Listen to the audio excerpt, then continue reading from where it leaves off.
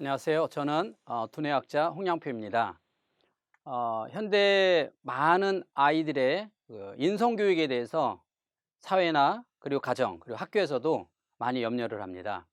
뿐만 아니라 유치원부터 아주 철저한 인성교육을 정부에서도 많이 강조하고, 그리고 서적에서도 보면 아이들의 인성교육을 위한 서적들이 참 많이 나와 있습니다.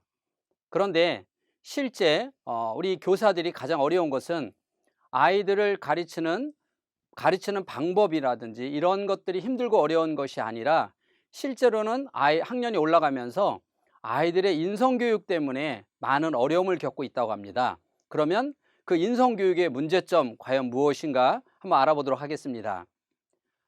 제가 1991년도 처음 뇌를 연구할 때 이런 사례를 보면서 연구를 하게 되었습니다.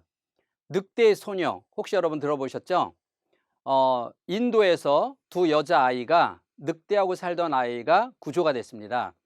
이 아이를 미국의 심리학자가 입양을 해서 키우게 됐었죠.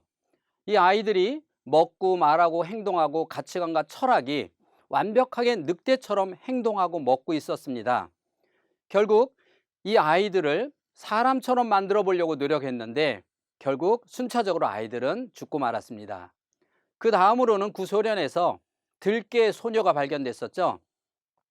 여자아이가 들개하고 살던 아이가 구조가 됐는데, 이 아이는 역시 늑대처럼 말하는 것이 아니라 들개처럼 먹고 말하고 행동하는 아이가 되었습니다.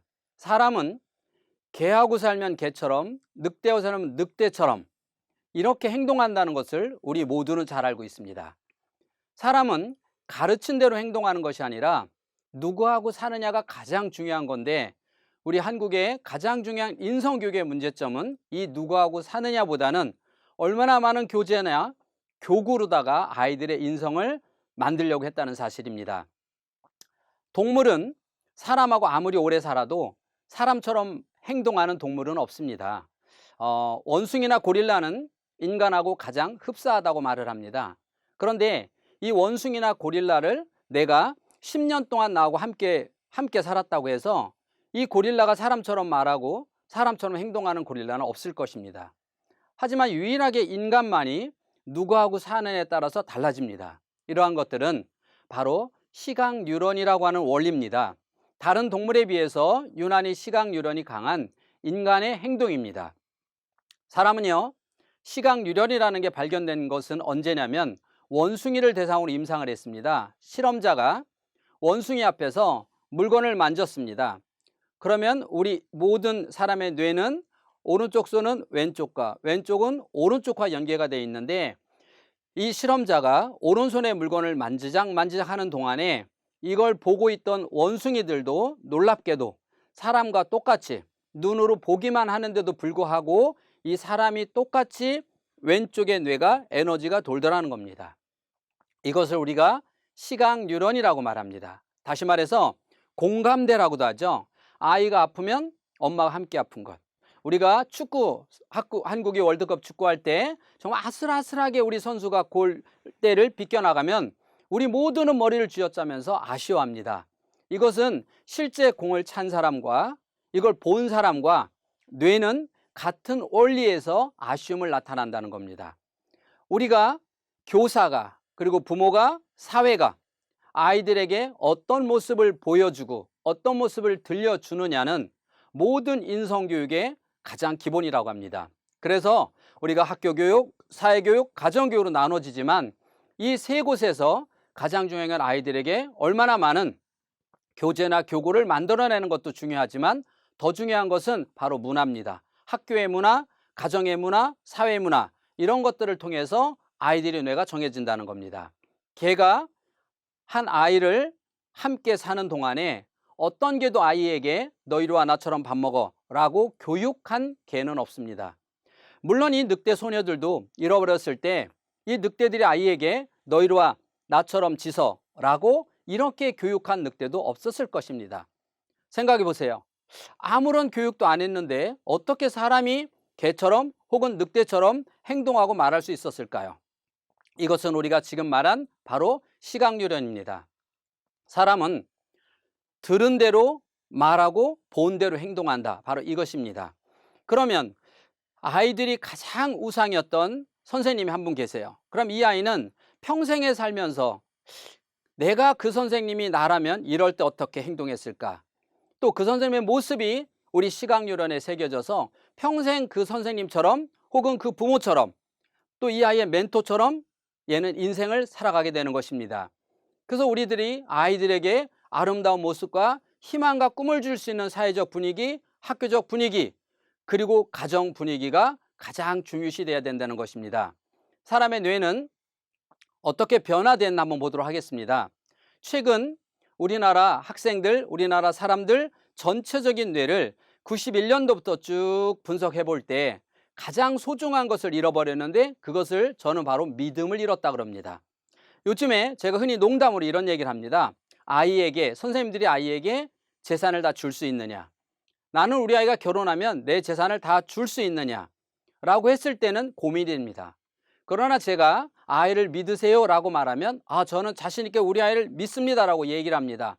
자, 믿긴 믿는데 재산은 줄 수 없다. 왜 줄 수 없을까요? 쉽게 말해서 주는 순간 나 양로원 보내버릴까 봐입니다.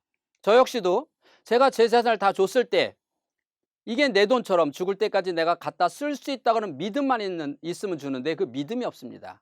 이렇게 우리는 어느 사이에 가장 인성교육의 가장 중요한 뿌리에 믿음이라는 것을 잃어버린 우리나라가 됐습니다. 우리나라 사람들은 실제 그렇지가 않거든요.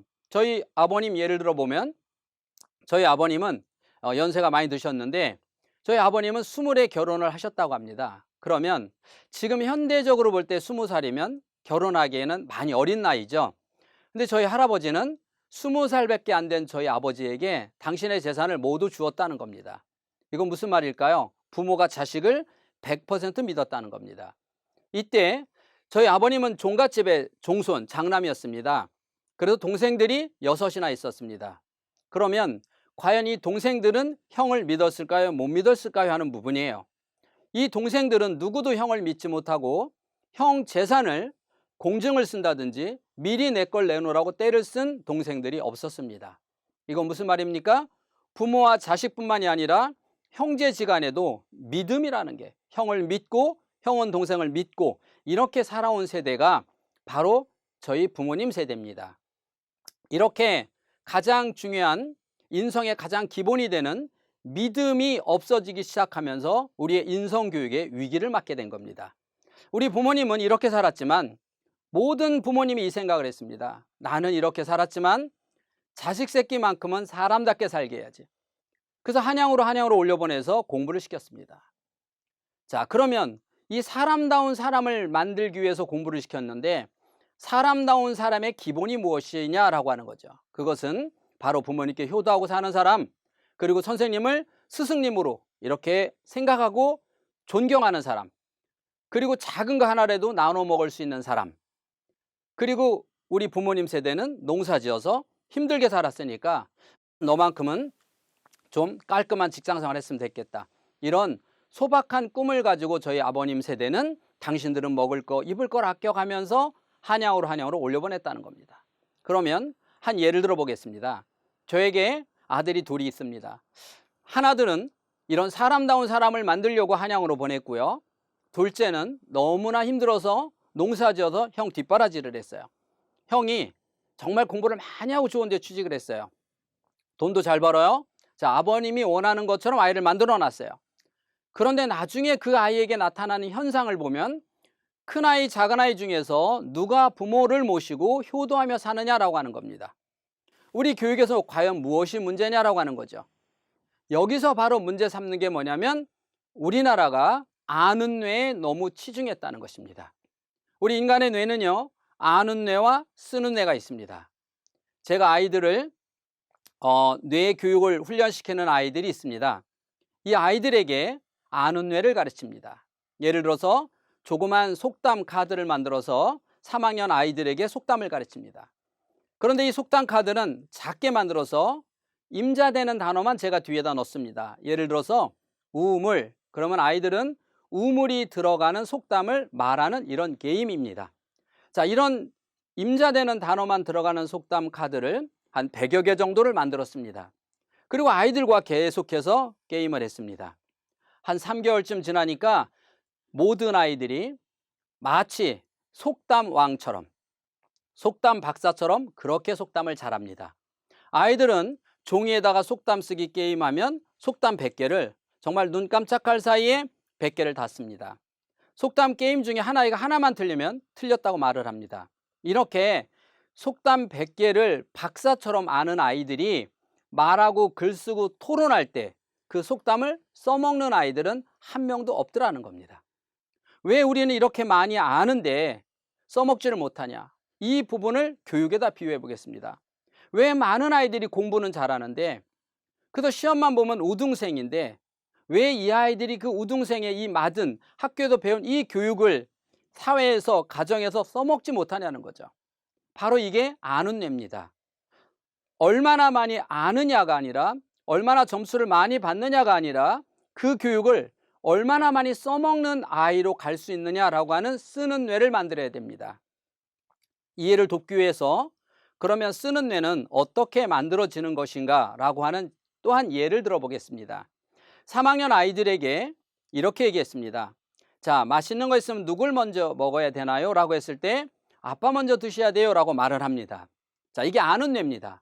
근데 실제 이 아이들의 생활은 보면 이 어머님들이 맛있는 거 있으면 아빠보다는 이 아이를 먼저 챙깁니다. 그러면 이러한 문제점을 아이와 함께 이야기 나누고, 자, 그러면 너는 오늘부터 집에 가서 모든 것을 아빠 먼저 드세요를 한번 해보자 라고 훈련을 냈습니다.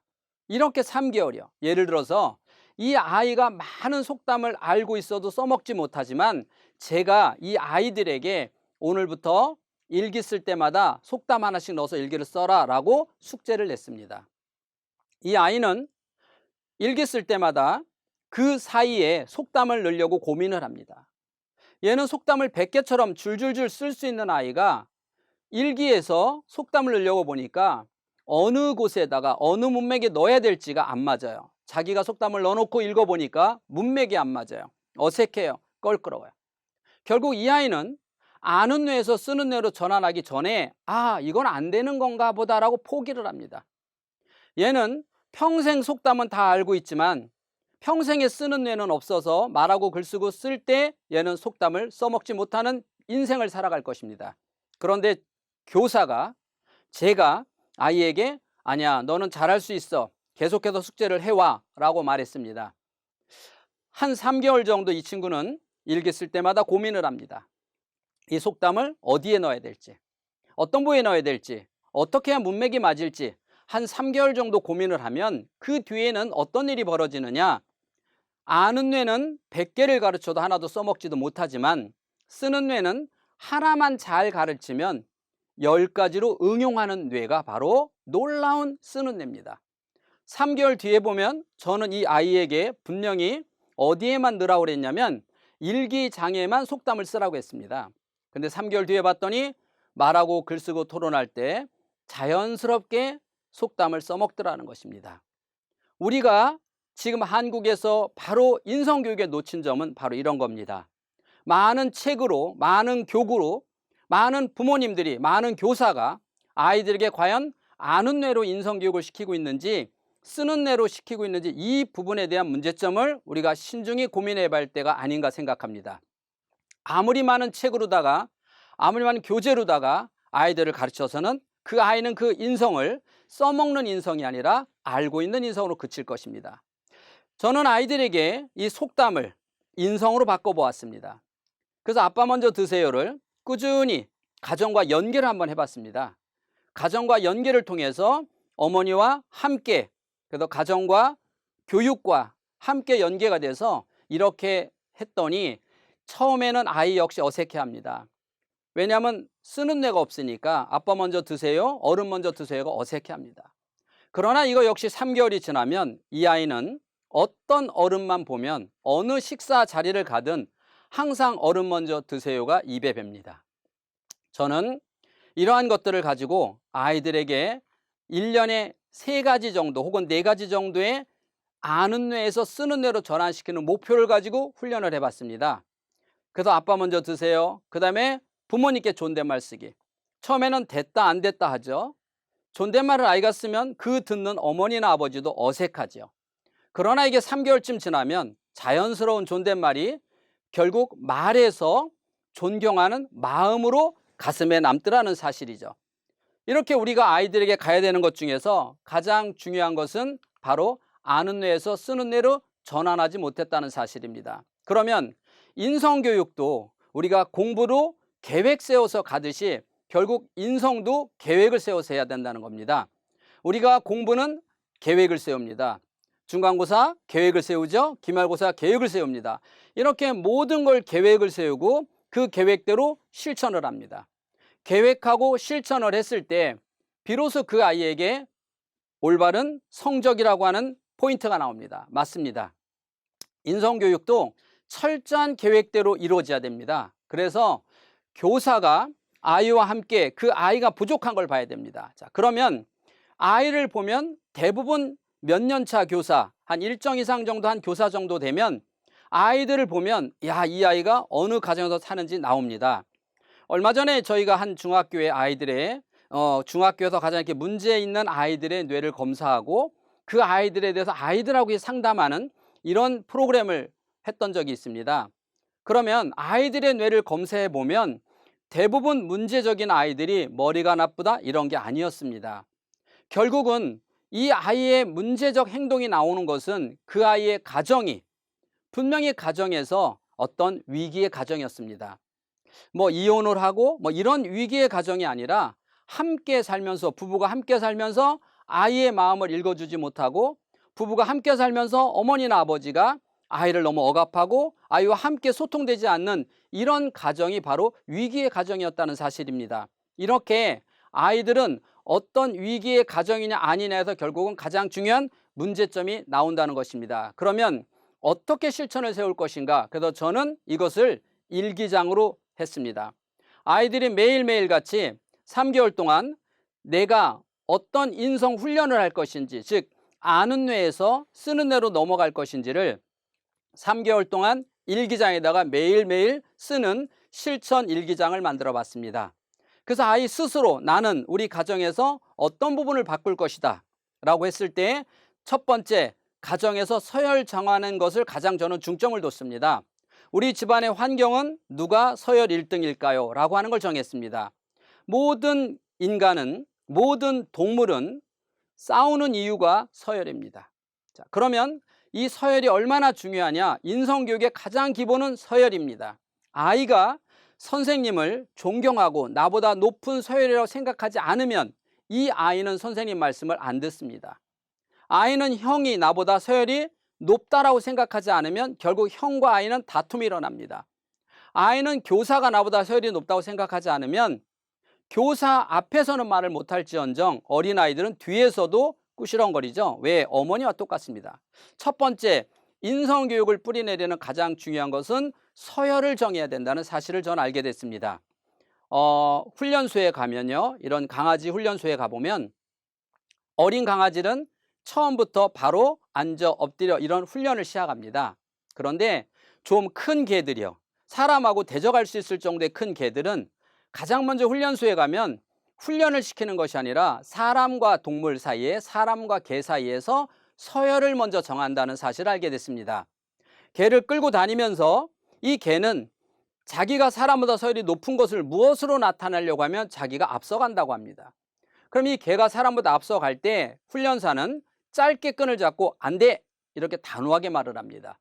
그 이상의 말이 아니라 안 돼! 안 돼! 이렇게 단호하게 끌고 훈련소를 돌면서 이렇게 열흘 혹은 20일, 어떤 개는 아주 기질이 강해서 2, 3개월을 서열 정하는 데만 쓴다고 합니다. 그래서 이 개가 나는 사람보다 서열이 약하구나 라고 하는 생각을 먼저 넣어주고 그 다음에 교육이 이루어지면 이 개는 힘들고 어려울 때 사람을 물으려고 대드는 것이 아니라 이 개는 철저하게 훈련이 된답니다. 하지만 서열이 사람보다 높다고 생각하는 개는 하다 싫으면 사람한테 으르렁거린답니다. 처음부터 기싸움이라고 우리가 흔히 말하는데 이 서열이 정해지는 것이 이루어지면 그러면 이 아이는 철저하게 그 서열 속에서 내 위치가 어딘지 안다는 거죠. 예를 들어서 학교에서 친구들 간의 서열을 정하는 아이는 내 위치가 어디로 들어갈지를 정확히 알기 때문에 소통이 잘 되죠. 서열이 안 되는 애들 때문에 다툼이 일어나는 겁니다. 가정에서도 마찬가지죠. 가정에서도 내 서열이 첫째인지 둘째인지 어딘지를 알아야 되는데 자기가 서열이 가장 높다고 생각하니까 으르렁거리죠. 떼를 씁니다. 이런 기본적으로 서열이라고 하는 게 3개월 동안 정해지고 나면 그 다음부터 모든 인성교육과 훈련이 이루어집니다. 많은 사람들은 서열을 정해지기 전에 훈련부터 하려고 합니다. 교육부터 하려고 합니다. 이게 제가 봤을 때는 인성교육의 실패 요인입니다. 학교에서 많은 선생님들이 학생들을 지켜보면 학생들끼리도 신학기 때는 끊이지 않는 서열 싸움을 하고 있습니다. 그 서열이 정해지고 나면 그 다음부터는 어느 정도 정리가 됐죠. 근데 처음에는 서열이 정해지기 전에는 끊임없이 다툽니다. 바로 이겁니다. 가정에서 서열을 정하고 학교에서도 얼만큼 선생님의 서열이 높은지를 아이들이 인격적으로 인정을 해야 된다는 사실입니다. 그래서 첫 번째는 가정과 학교와 사회가 연결된, 그래서 인성교육은 가정만 책임지는 것이 아니고 학교만 책임지는 것이 아니고 사회가 책임지는 것이 아니라 교육은 학교가 책임을 진다 할지언정 인성은 이 세 곳, 즉 우리 모두가 함께라는 것입니다. 그래서 가정에서도 서열을 정해지면 나보다 한 살 많은 형이 서열이 높다라는 생각을 인지해주면 그러면 사회에 나와서도 아주 자기의 위치를 잘 알 것입니다. 그런데 나를 낳아준 어머니보다 아버지보다도 서열이 높다고 생각하는 아이는 엄마 아버지도 나보다 서열이 미친데 어떻게 선생님의 말씀에 권위가 있겠습니까? 그래서 우리는 사회와 학교와 가정은 하나가 돼서 아이들에게 서열을 정하고 인성의 본질을 알고 뇌의 원리를 알고 그래서 하나하나 아는 뇌에서 쓰는 뇌로 전환하는 이러한 부분이 이루어지는 것이 인성교육의 가장 기본이라고 생각합니다. 감사합니다.